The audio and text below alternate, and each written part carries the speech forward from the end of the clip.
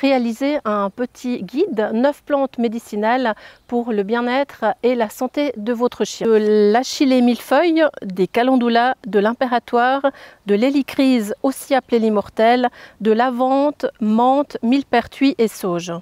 Pour vous permettre également d'explorer toutes les facettes des plantes et de pouvoir aussi réaliser vous-même ces soins naturels pour votre chien ou pour d'autres animaux, je vous propose une formation qui se déroulera sous 6 modules, idéalement à suivre durant une période de 6 mois. Tout d'abord, nous parlerons de ces 9 plantes médicinales et leurs propriétés, puis nous aborderons quelles huiles végétales utilisées pour réaliser des soins naturels, par exemple un baume, un gel.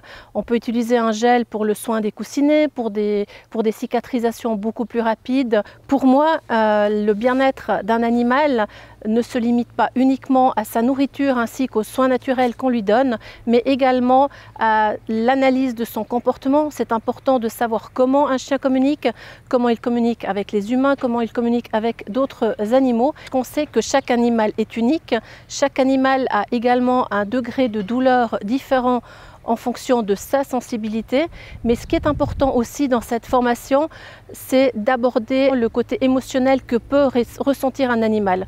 On le sait, un animal qui n'est pas bien dans ses pattes, j'ai envie de dire, forcément va développer certains problèmes, et dès qu'on a ces problèmes, dès qu'on a une douleur, on a aussi beaucoup moins d'anticorps. Par conséquent, le fait de travailler avec des fleurs, le fait d'offrir des soins naturels à vos animaux, on va ainsi augmenter son système de défense auto-immunitaire. Une proposition de soins et de stimulation pour des chiens vieillissants. Un chien vieillissant, pour être passé par là tout récemment, est un animal qui demande aussi beaucoup plus d'attention, beaucoup plus d'amour. On devra consacrer beaucoup plus de temps, mais aussi une alimentation appropriée ainsi que des soins naturels appropriés. Et dans ce module, nous pourrons également échanger nos expériences.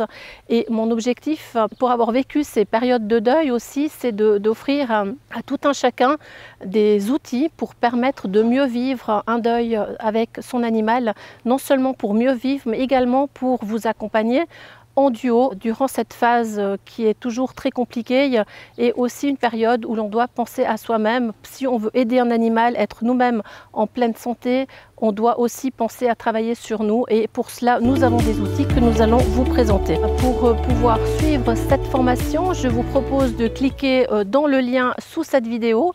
Vous trouverez le détail de ces différents modules, et bien entendu je reste à votre disposition pour toute question, et nous reviendrons très vite avec d'autres vidéos pour vous accompagner et vous proposer des soins naturels pour votre chien.